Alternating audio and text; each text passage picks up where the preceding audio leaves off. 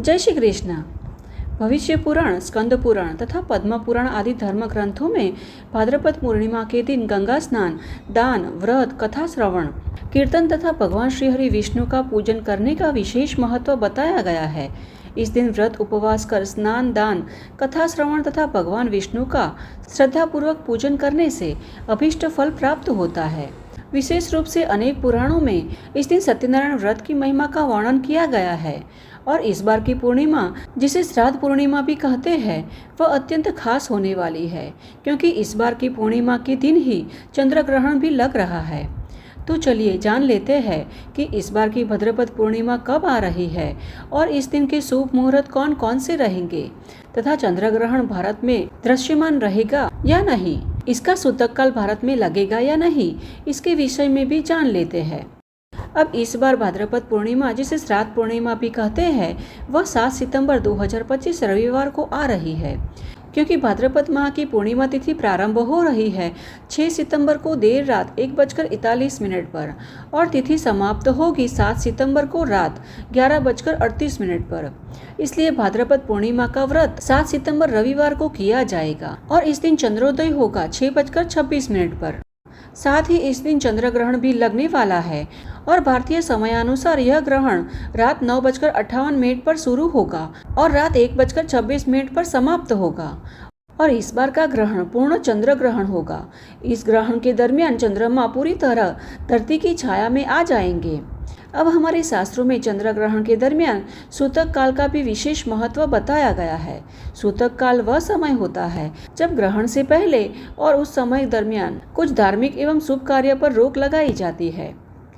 अब देखिए, चंद्र ग्रहण का सूतक काल सामान्यतः ग्रहण शुरू होने से 9 घंटे पहले प्रारंभ होता है। इसलिए इस बार के चंद्र ग्रहण के लिए सूतक काल 7 सितंबर दोपहर को 12:58 से शुरू होगा और ग्रहण की समाप्ति रात 1:26 पर होगी।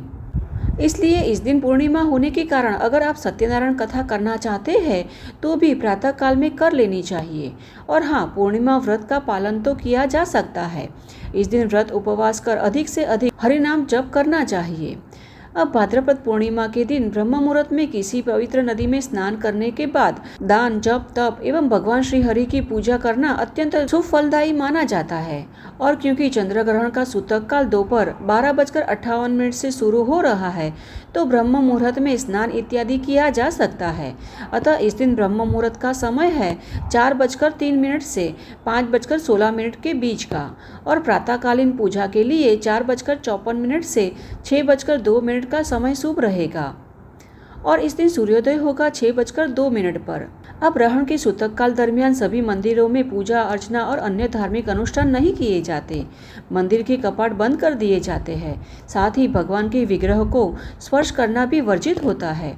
इतना ही नहीं, इस समय दरमियान भोजन पकाना या खाना खाना अशुभ माना जाता है और अगर यदि भोजन पहले से ही तैयार है तो उसमें तुलसी पत्र या डाब रखकर उसे ढक देना चाहिए। सूतक काल में यात्रा, नए कार्यों की शुरुआत और मांगलिक कार्य जैसे कि विवाह, मुंडन आदि भी नहीं किए जाते और खासकर गर्भवती महिलाओं को सूतक काल और ग्रहण के दरमियान घर से बाहर नहीं निकलना चाहिए और उन्हें नुकीली वस्तुओं जैसे कि चाकू, कैंची, नेल कटर का उपयोग करने से भी बचना चाहिए।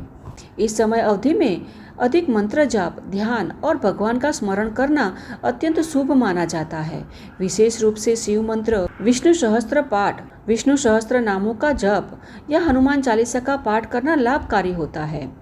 अब देखिए, भाद्रपद पूर्णिमा का हिंदू धर्म में विशेष महत्व है क्योंकि इसी दिन से पितृपक्ष की शुरुआत होती है। पितृपक्ष वह समय होता है जब व्यक्ति अपने पूर्वजों की आत्मा की शांति के लिए तर्पण, पिंडदान और अन्य अनुष्ठान करते हैं और इस बार चंद्र ग्रहण का भाद्रपद पूर्णिमा के साथ संयोग होना इसे और भी महत्वपूर्ण बनाता है और कहा जाता है कि यह समय पितृदोष और काल सर्प योग से मुक्ति पाने के लिए विशेष माना जाता है। अतः चंद्र ग्रहण के दरमियान पितरों के लिए तर्पण और दान करने से पितृदोष का निवारण हो सकता है। इस समय आत्मचिंतन और ध्यान करना मानसिक शांति प्रदान करता है। कई लोग ग्रहण काल में उपवास रखते हैं जो आध्यात्मिक और शारीरिक शुद्धि के लिए लाभकारी होता है। इस समय हनुमान चालीसा का पाठ करने से चंद्र ग्रहण की सभी नकारात्मक ऊर्जाओं का प्रभाव कम हो जाता है और जब ग्रहण समाप्त हो जाए तो उसके पश्चात गंगा जल मिले जल से स्नान करना चाहिए। यह नकारात्मक ऊर्जा को दूर करता है और शरीर को शुद्ध करता है। साथ ही घर में गंगा जल का छिड़काव भी करें और गंगा जल से मंदिर की शुद्धि कर ले। उसके पश्चात भगवान की पूजा करनी चाहिए। ग्रहण के बाद दान करना अत्यंत पुण्यकारी होता है। इस समय काले तिल का दान पितृदोष को कम करता है। सफेद वस्त्र दान करने से पुण्य प्राप्त होता है तथा गेहूं, चावल या अन्य अनाज का दान करें। फल का दान करने से जीवन में समृद्धि आती है। इसलिए इस दिन अपनी क्षमता अनुसार सुयोग्य व्यक्ति को या ब्राह्मण को कुछ न कुछ दान अवश्य करें। भाद्रपद पूर्णिमा एक ऐसा दिन है जब उपवास, पूजन तथा धार्मिक अनुष्ठान के माध्यम से व्यक्ति अपने जीवन को शुद्ध, संतुलित एवं आध्यात्मिक रूप से उन्नत कर सकता है। यह दिन मात्र धार्मिक अनुष्ठान के लिए शुभ नहीं है, अपितु आत्मचिंतन तथा ईश्वर के प्रति भक्ति करने का अवसर भी है। तो यह थी आज की हमारी भाद्रपद पूर्णिमा के विषय में तथा इस दिन लगने वाले चंद्र ग्रहण के विषय में संपूर्ण जानकारी।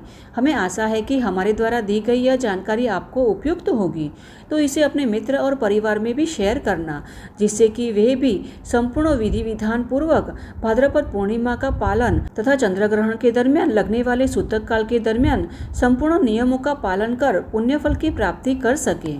तो चलिए हमारे शास्त्रों में वर्णित ऐसी ही वैदिक और प्रमाणभूत जानकारियों के साथ फिर से मिलते हैं। तब तक के लिए जय श्री कृष्ण।